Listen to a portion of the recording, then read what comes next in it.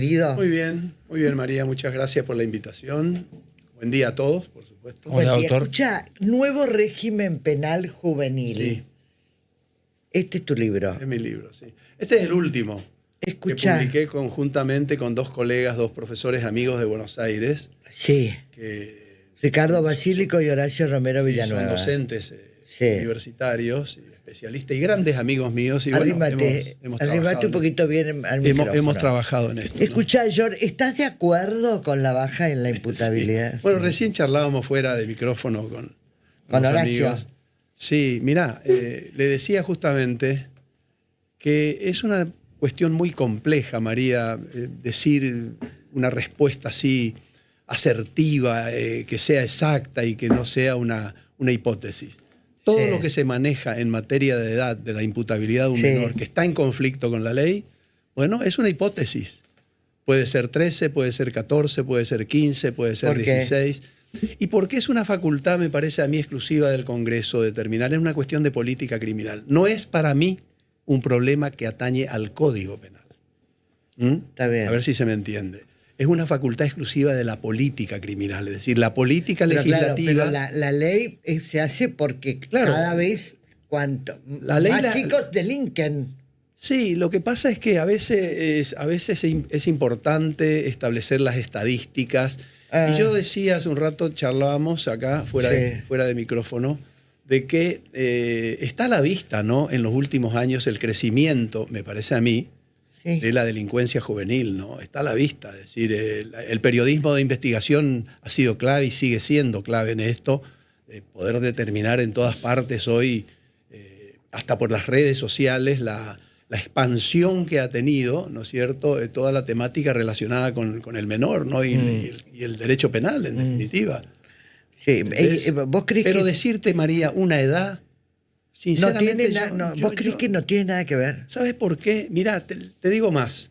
Fíjate vos que la Convención Voy a Internacional... coincidir. Vos sabés que el que delinque es de un delincuente. O sea, no sé si tiene que ver que tenga 13, 14 o 15. Pero no. No sé. Indudablemente Siempre que no me terminó de convencer. Sí, tiene alguna importancia, obviamente a los fines de determinar si ese menor debe o no ser responsabilizado penalmente. Entonces, vos podés decir sí o no.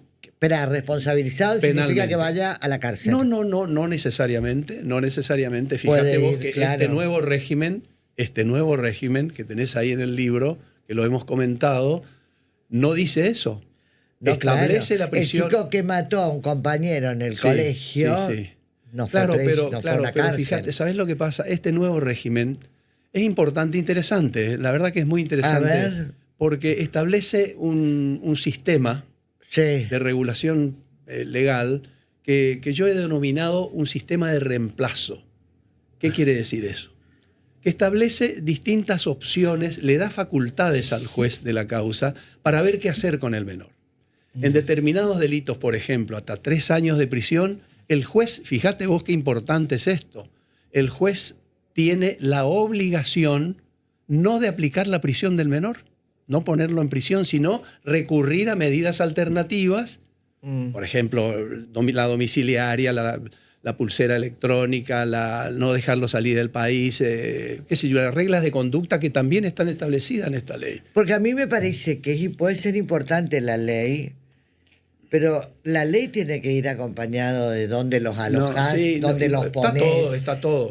¿Qué Sí, personal sí, tenés sí. para eso? Mira, yo te digo más, María. Parece que la ley viene antes de... Sí. Mira, yo siempre sostuve, en el ejercicio de mi docencia universitaria hasta hoy, siempre sostuve que el Código Penal, la ley penal, Sí. es una ley muy solita, muy solitaria.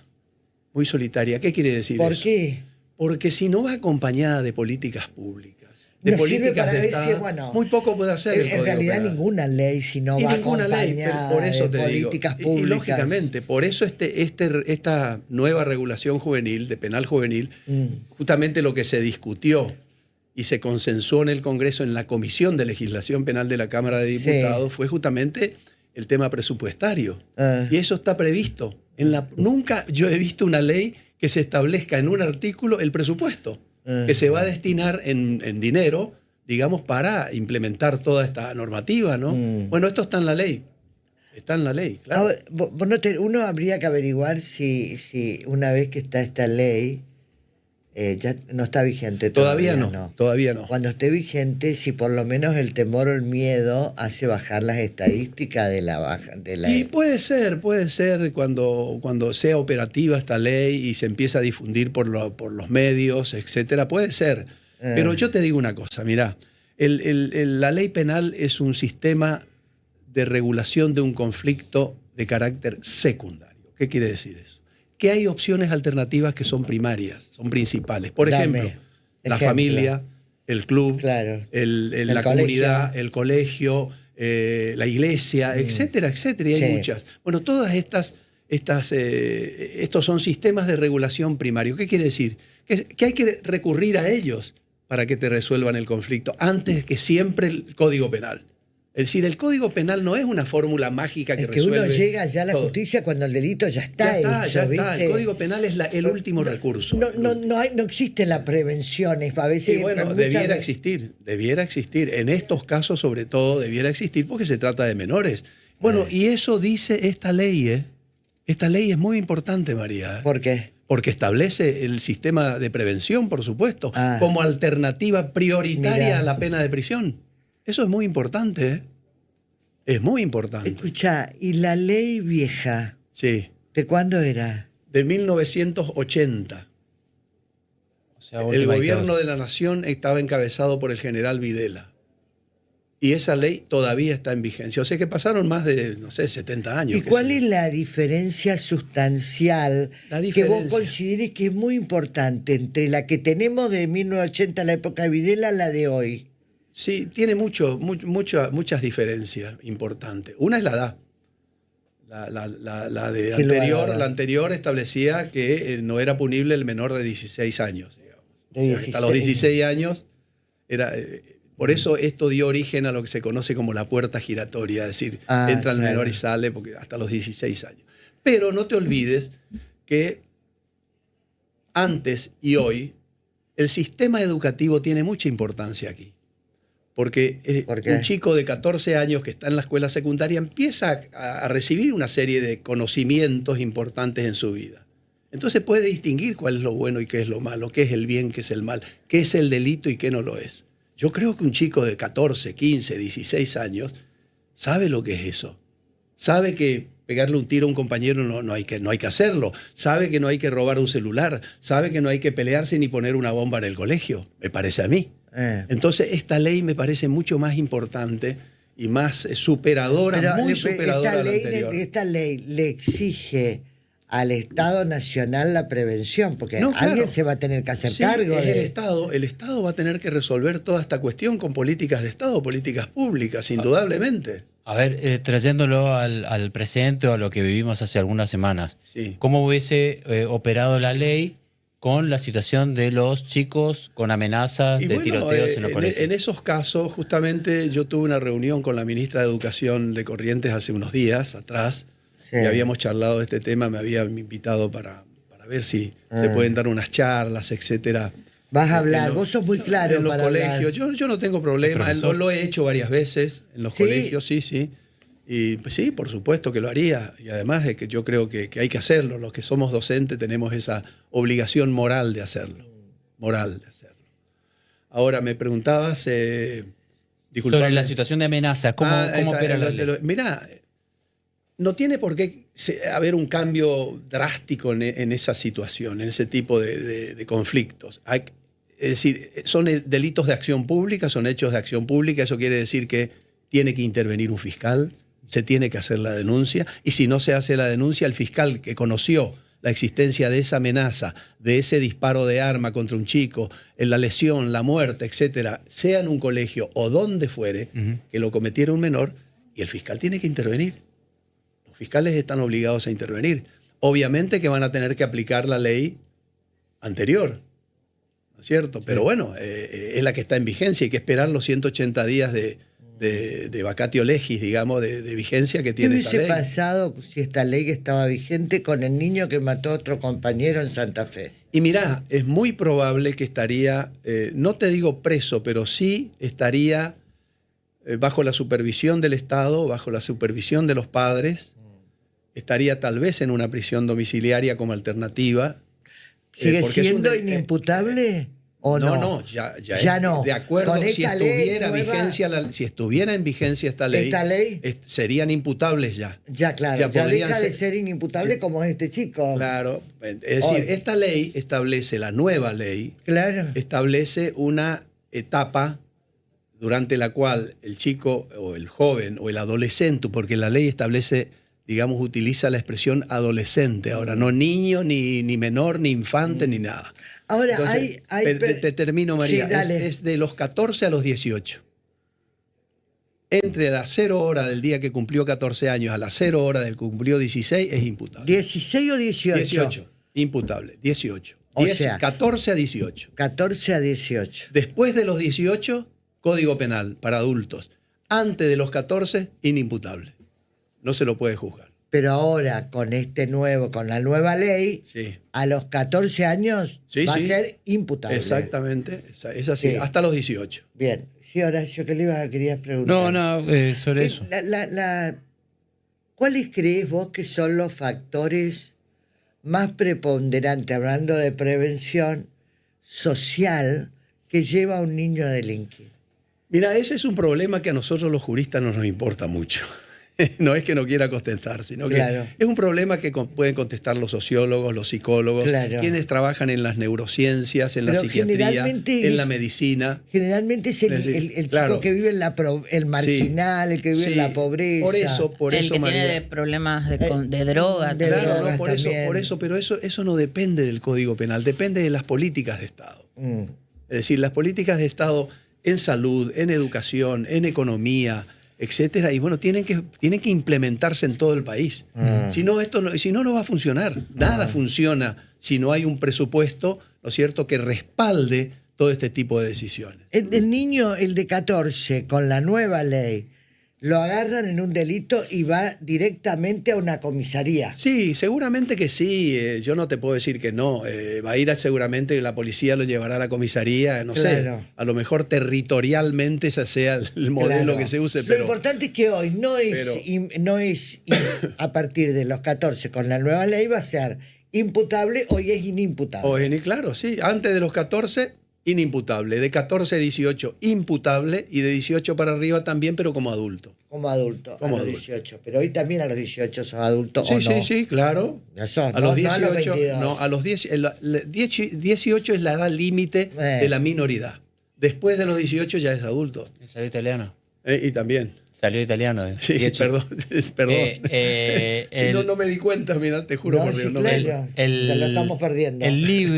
¿El libro es estrictamente para letrados o es abierto para un público general? Yo creo que yo tengo hay muchos que una tienen que leer este libro. Que me han dicho que siempre escribo, digamos, de una manera tal de que no sea tan obstruso, tan ambiguo, tan oscuro y que la gente no entienda. No, y que la gente entienda, porque cuando vos escribiste la ley sobre la ley de trata, ¿te acuerdas que tenías un libro de la ley de trata que yo lo tenía y me lo esquiló la monja Peloni? La monja me dijo que es muy claro lo que explica. ¿Te gustó? Bueno, te voy a traer uno para que lo sepas. Eso está en vigencia todavía. Que la ley de la trata está muy clara, como avisarle al doctor Bonpadre, me dijo en ese momento, me llamó por teléfono, pero se llevó el libro. Pero lo que te quiero decir es claro, Jorge, al escribir. Sí, otro de sus libros fue Delitos contra la libertad de prensa, que lo repasé, lo leí, con prólogo de Gil Domínguez. Yo tengo 54 libros. ¿Vos me defendiste alguna vez por la libertad de prensa? Entonces vos me preguntás por ahí uno. Se pierde. Algunos ya no me acuerdo los títulos, qué sé yo, pero sí, es verdad. Pero cambió la libertad de prensa, escuchá. Hay más libertad de prensa ahora. Pero por supuesto que sí. Porque por supuesto, antes, más allá de las discusiones y las todo. calumnias, la injuria, todo eso terminó. No, en cierta forma. No terminó. Lo que pasa es que ahora, a través de un fallo de la Corte Interamericana de Derechos Humanos, ¿no es cierto?, hubo una modificación en el título segundo, en los artículos 109 en adelante del Código Penal, que es la injuria y la calumnia. Se modificó la pena de prisión, se reemplazó por la pena de multa. Entonces Claro. hoy, digamos, es un delito, llamémosle punitivamente de baja intensidad. Se paga la multa y ya está. Y toda la cuestión patrimonial, bueno, de daños y perjuicios irá al fuero civil, ¿no? A mí me querían dejar presa en la legislatura una ¿Qué vez. pasó? Y me defendió ahí, no sé si Jorge, o no me acuerdo, son 25 años, pero me quisieron dejar presa. Zafaz. Mirá. Bueno, es así, pasa. Pasa, pero hoy está. Pasan cosas. La verdad que yo siento que hoy hay mucha más libertad. Yo creo que sí, que hay libertad. cuando yo Por eso te empezaba. digo, más allá de las discusiones del gobierno con los periodistas, Sí, con claro, esto. sí, más allá de Y eso. yo creo que todas esas discusiones No, ya. se dan también en un ámbito de libertad. Exacto. Si esto no hubiera, si hubiéramos Con estado en la exceso, época con militar, exceso, esto no hubiera pasado nunca. Pero con excesos del presidente, excesos. porque el ejemplo bien entendido siempre empieza Sí, por sí, de arriba sí, para es verdad, hay excesos, indudablemente. Hay exceso. Y bueno, y hay que ir corrigiéndolos. ¿Cómo estás viendo la justicia en general, te quiero decir? Porque Es difícil responder eso porque, sobre todo en un país federal como el nuestro, donde hay. ¿Qué le pasa al Poder Judicial? ¿De dónde? ¿De la nación o de las provincias en general?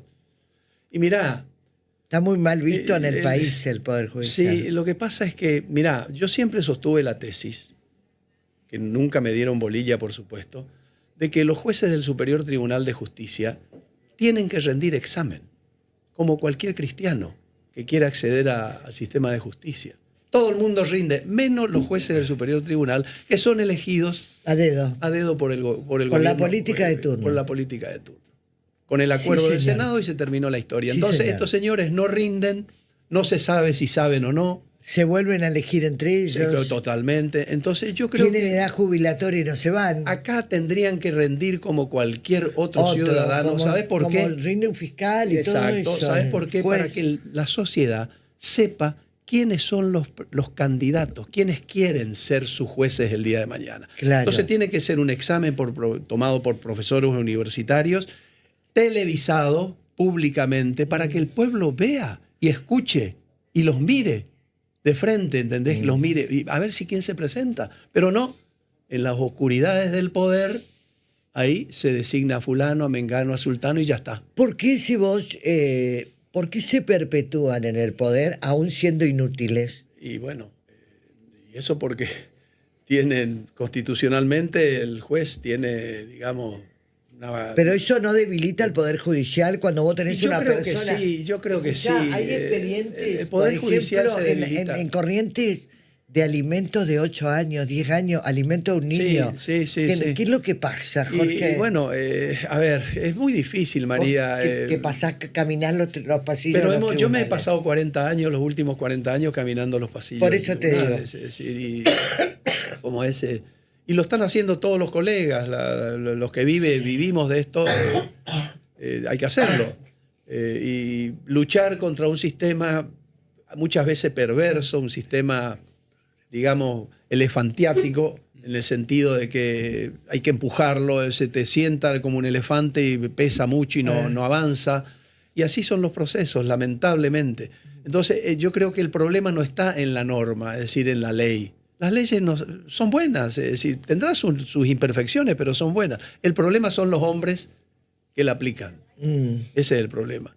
Entonces, si tenés un poder judicial integrado por hombres y mujeres que no se capacitan, entonces, señores, para eso está la universidad, para eso están los cursos. No se capacitan. ¿Usted ve eso? Hay muchos que se capacitan, sí, ojo, hay que ser justo en la crítica.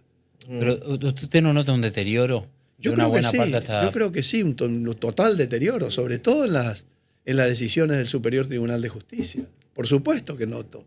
En la vida. Lo notamos todo. Yo hablo con colegas todos los días en el café, en los pasillos, en los tribunales, en todas partes, en las bibliotecas, en la universidad, y todos piensan lo mismo, muchos piensan lo mismo, una gran mayoría, de que el sistema de justicia no anda bien, no funciona como uno quisiera que funcione. Y si usted apunta al Superior Tribunal de Justicia para abajo, ¿qué queda, no? Digamos, Y el Superior Tribunal de Justicia es la cabeza de un poder donde debería dar el ejemplo. Es decir, ahí tendría que funcionar maravillosamente bien, por decirlo de algún modo. Bueno, y ese es el ejemplo para el resto de los tribunales Ahora, inferiores. Nunca entendí, el Poder Judicial en el Superior Tribunal de Justicia, vos me vas a poder explicar. Si tiene una jueza o un juez que no está haciendo su tarea, ¿cuál es la competencia que tiene? ¿Puede levantar un teléfono? ¿Puede llamar la atención? ¿O es toda una casta que se protegen unos a otros y queda toda la basura bajo la alfombra? Y puede ser las dos cosas, no sé, sinceramente. Pero tiene la atribución de llamarlo al juez y decirle, hey, ¿qué pasa? Y mirá, el juez tiene una obligación ética y legal de recibir al ciudadano. El juez no es un superdios que está ahí enclaustrado en un trono como un monarca y nadie puede acercarse. No, yo creo que el juez tiene que tener la puerta abierta de su despacho para recibir a los colegas, recibir a los ciudadanos. Y yo creo que muchos lo hacen, ¿eh? Muchos lo hacen. Y hay otros que no.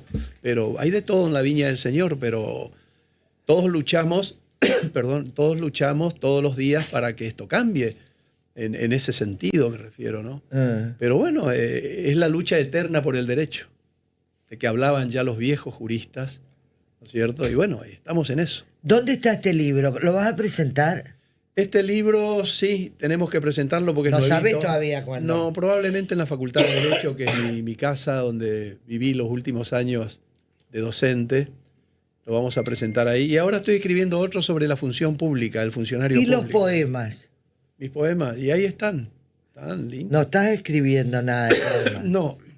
Escuchá. Ahora no, porque estuve con mucha actividad universitaria. Ahí te voy a decir. ¿Por qué no en la Feria Provincial del Libro? También podría Nunca ser. nadie me invitó. ¡Ay, qué horror! Acá nunca nadie me invitó. Siempre me invitó. Siempre fui a la Feria del Chaco. ¿De quién depende la Feria del Libro? Instituto de Cultura. ¿Instituto de Cultura? ¿Cómo nos van a presentar al doctor Bonpadre? No, hay mejores, por eso ha de ser. No, seguramente. escuchá, vos sos Yo me nomás. fui siempre al Chaco, me invitaron a todos lados, pero Corrientes no. Qué raro, Corrientes, con asignaturas pendientes. Pero bueno, no tienen por qué también invitarme ahí. Lo tienen, hay a lo mejor las escritores funcionarias importantes. no saben que hay libros de... No, Sí, escuchá, bueno. Jorge, pará. Te pregunto, che, inviten, en serio, Cultura invite, por favor, al doctor Bonpadre, que tiene este libro y tiene otros tantos. Ay, se me fue la pregunta, la puta madre que lo parió. Bueno. Ay, ¿Sobre el Consejo de la Magistratura? No, eso, el Consejo de la Magistratura. Y después quiero saber, bueno, pregunta. No, ¿cómo ve hoy ese órgano? Está funcionando. No sé, yo hace mucho que no participo. Hace mucho tiempo que no participo. ¿Usted cuándo dejó? El jury de enjuiciamiento. Yo estuve en el jurado de enjuiciamiento, sí, no en el consejo. Pero hace mucho que no estoy. He estado interviniendo en jurados y hace poquito... ¿Sirve? Está estancado. Y no debiera sirve. servir, porque es un órgano de garantías, un órgano que debe publicitar toda su actividad, la debe hacer pública, pero bueno, como todo órgano, insisto con esto, depende mucho de quienes lo integran y cuál es la concepción ideológica que tiene el que lo integra. Es un tema complicado, esto político-ideológico es un tema complicado. Yo intervine mucho en otros jurados, en otros lados, pero acá ya no quiero intervenir más. ¿No? Ya no. ¿Por qué no? Porque ya no tengo ganas. Desgano, frustración, que... Y un poco una decepción del sistema, sí, ¿no? Decepción del sistema y presión. Yo me acuerdo cuando se sancionó la Constitución de Corrientes, la reforma, la nueva Constitución, en 2007 creo 2007, que fue. gobierno de Arturo Colombia. Se conformó. Ay, ¿cómo sí? Pasó mucho tiempo, el Consejo de la Magistratura. Y bueno, a mí me llamaron para intervenir en la mesa examinadora en aquel momento. Y yo en mi carrera universitaria nunca puse un 0 a un alumno. Nunca. Al alumno que no sabía absolutamente nada, le decía, léame el programa. Entonces le ponía un 1, un 2, un 3, para no ponerle un 0. Porque en aquel momento el 0 implicaba un castigo. Podía perder un turno de exámenes, etcétera. podría perder la inscripción en un curso. ¿Y por qué me traes esa comparación? Porque en ese consejo de la magistratura puse 3 ceros. Fue la única y última vez. 3 ceros. A gente que vinieron, a colegas que se vinieron a rendir para ser jueces. 0, 3 oportunidades. Y bueno. La miércoles, en manos de quién estamos. Es un tema complicado. Y algunos de ellos... ¿Sabés qué pasa, Jorge? Acá no me olvides que, si bien tienen acuerdo del Senado, también está metida la política, porque levantan el teléfono y... Te digo algo más. En ese momento, en ese examen, que rindieron muchos, hubo otras notas muy bajas, de señores que terminaron siendo elegidos para el Poder Judicial. Entonces yo lo que hice fue... Con notas bajas. Con notas bajas. No, pero bueno, eso se fue arreglando no sé en qué instancias. Lo que quiero saber es si vos... Y yo qué hice, te termino. Y yo qué hice, frente a esa situación, le devolví el diploma que me dieron al doctor... ¿Cómo se llamaba? Que era presidente del tribunal en aquel momento, que era del Interior, este hombre... que no me acuerdo, se me fue el apellido. Le devolví el diploma que me dieron y nunca más participé en un... Los jueces que le pusiste baja nota, ¿estudiaron después, leyeron después o siguen tan brutos como la baja Pero no nota? se puede improvisar eso, doctor. Sí, bueno, es así, no sé, qué sé yo. Es que tenemos un nivel de jueces terrible. Se presentan gente no preparada. ¿Sabes lo que pasa? Mirá, esto no es tan complicado entender esto. Estudiar. Hay que estudiar. No hay otra. Los libros están para leerlo. Yo me pasé leyendo los últimos 50 años y sigo leyendo todos los días. No soy ejemplo, no lo digo por eso, pero digo que hay que estudiar. Si uno quiere llegar a en cualquier si quiere crecer, orden de la vida, en cualquier orden, no solo el abogado, el juez. No, por supuesto. En cualquier orden de la vida el estudio es fundamental. Escuchá, ¿vas a escribir sobre función pública? Sí, estoy escribiendo. Ahora, en este momento. Me encanta. El problema del funcionario público, la responsabilidad del funcionario público. Ya tengo un libro escrito sobre los delitos contra la administración pública, pero acá voy a focalizar la cuestión en la responsabilidad penal del funcionario público en determinadas, sobre todo en materia de corrupción. Mira, vos están en boga. Escuchá, quiero preguntarte algo que me piden que te pregunte.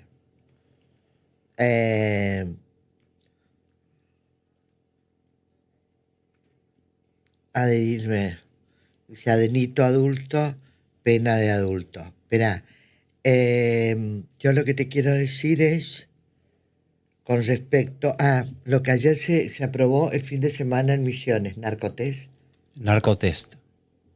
No sabía. Algo que también... ¿Para quiénes? ¿Para los funcionarios? Para funcionarios del Ejecutivo, hasta incluso servicio penitenciario incluida. Sí, pero perdón, narcotest debería ser para todos los poderes, no para solo el Ejecutivo, ¿no? Y hay provincias que para la justicia, para la legislatura. Habría que leer esa reglamentación, esa resolución, porque dice, a ver qué alcance tiene. Misiones empieza a aplicar el narcotest. Sí. Empieza a aplicar. Sí. No sabía, pero bueno, yo insisto con esto. Creo que hay que leer la ley y verificar su alcance, hasta dónde llega. ¿Qué quiere decir eso de aplicar el narcotest? Claro, que vos le hagas como si es alcoholemia, sí, pero acá la de Misiones habla de policía, servicio penitenciario y política, y yo creo que el narcotest debería ser para todos los poderes del Estado. Yo pienso que sí, si ya se tomó esa decisión, yo pienso que también hay que agregar a los muchachos de la legislatura y a los muchachos del Poder Judicial. Me parece. Sin lugar a dudas, me parece a mí. Eso le decía a Pedro Casani cuando me mandó la ley. A veces lo que tienen la facultad de dictar las leyes no suelen ser propicios a dictar una ley que les caiga en contra. Entonces... ¿Cómo? Es decir, el legislador no va a dictar, no va a sancionar una ley que después esa ley se le venga encima, ¿no? Se le caiga encima de la cabeza. Está diciendo mucho ahí. Legisla para otros, no para ellos. Sí. El doctor Gómez del Interior quiere saber dónde consigue el libro, Jorge. ¿Dónde ¿Quién es el comprar? doctor Gómez? A ver, que le mando un Qué gran sé abrazo, yo, un saludo. de Bellavista, no tengo idea. ¿Cómo quién es? ¿Y en la librería? En cualquier librería. Supongo que sí, acá en Corrientes, en el Chaco, supongo que sí. En cualquier librería. ¿De contexto? En Contexto, En Contexto es la editorial que me editó Contexto la es la obra. editorial. Sí. Pero, ¿dónde está Contexto? Y en contexto tenés una acá por Acá a la 9 de vuelta, julio. 9 de julio, frente al banco. Ahí. Si venís, Gómez, comprás el libro y en Contexto. Si no, preguntarnos a nosotros nos comunicamos con Bonpadre para ver dónde se está vendiendo. Gracias, George, querido. No, a ustedes, muchas gracias. Que Ahí está, tengan el doctor buen día. Jorge Bonpadre. Hago la pausita, la última pausa y ya vuelvo. Que escucha y se emociona.